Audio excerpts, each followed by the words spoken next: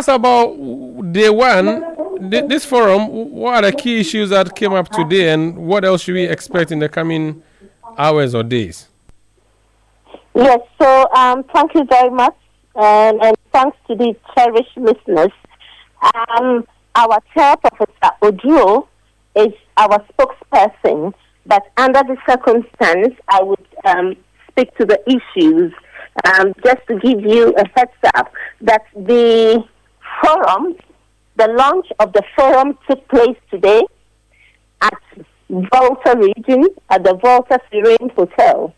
And it was launched by the president himself, which shows the commitment the president has to his promises, first and foremost, and to education and the sustainable development of our dear country, Ghana.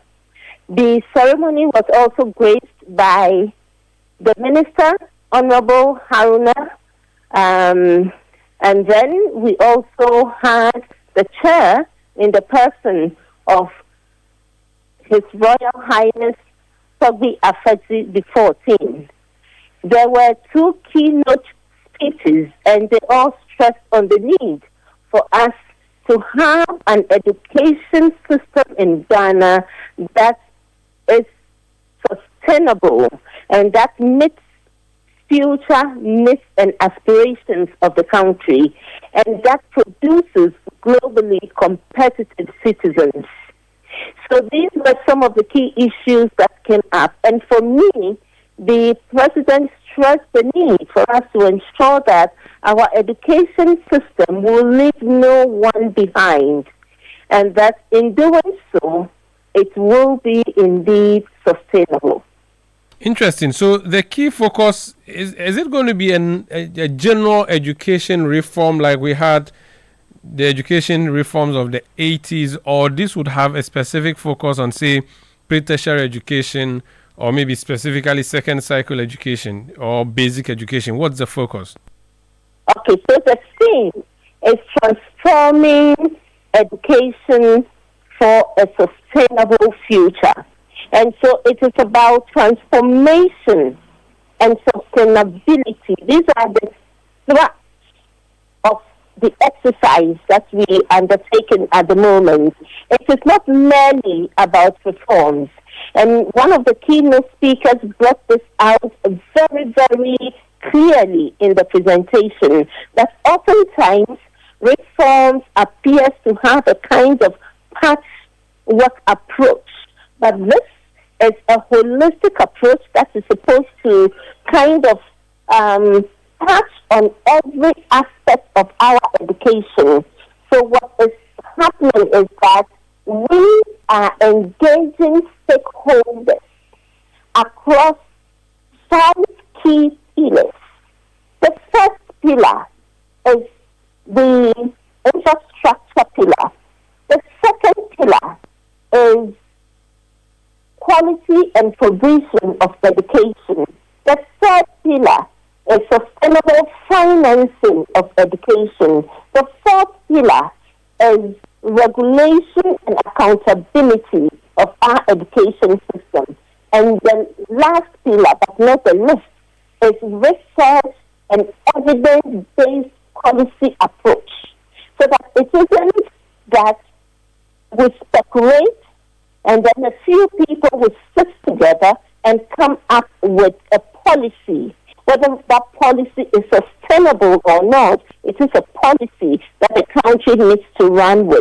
This transformative approach is going to be evidence-based, which means that it is going to be backed with substantial data and substantial research, so that it would make it indeed responsive to the needs of the people of Ghana in building the future that we want, and in ensuring that we build an education system that delivers lifelong learners, that delivers the preparation of our people for work and also for civic citizenship or responsible citizenship.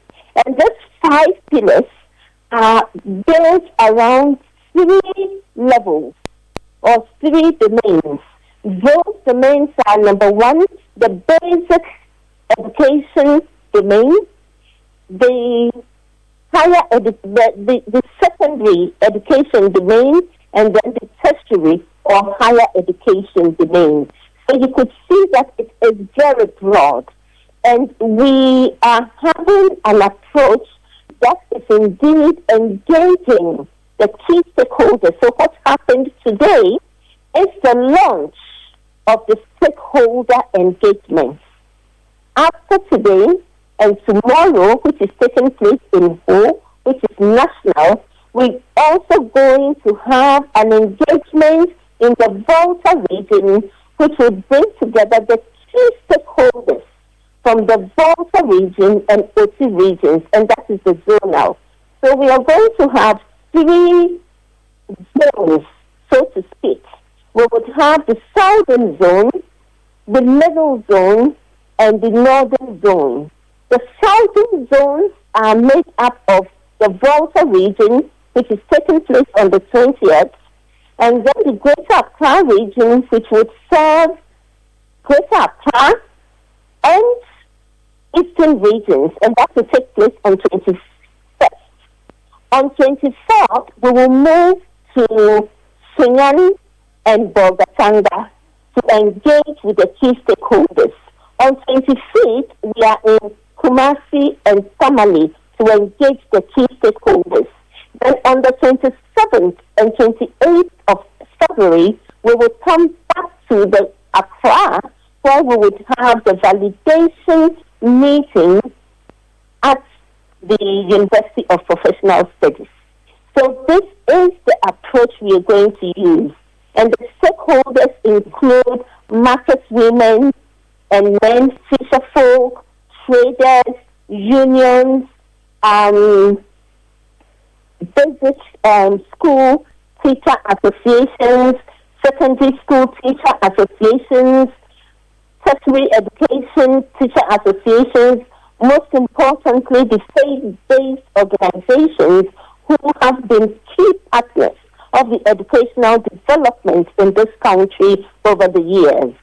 And so we engage in a whole gamut of stakeholders, including civil society, NGOs, development partners, and all the people that education touches and are involved with, including parent-teacher associations. Very well. Now, by which month should we anticipate that you would have finished a nationwide campaign and then come up with points towards reforming our education? Should that be in March, April, May? Okay, so as you can see, the engagements are going to be done at the end of this month. Next month, March, would be putting all the evidence that has been gathered together and presenting a comprehensive report to the government of Ghana, that is the presidency, through the Ministry of Education. And once we have done that, we believe that there would be subsequent work in terms of implementing the policies that are going to come out. So we anticipate that our report should be ready in March, and then what would follow next will determine how we kind of work around the implementation process. Very well. Thank you so much, Prof. I wish you a successful deliberation at home. Thank you very much. That's Professor Goski Alabi. She's a member of the committee on the National Education Forum. This is Eyewitness News on 97.3 Citi FM.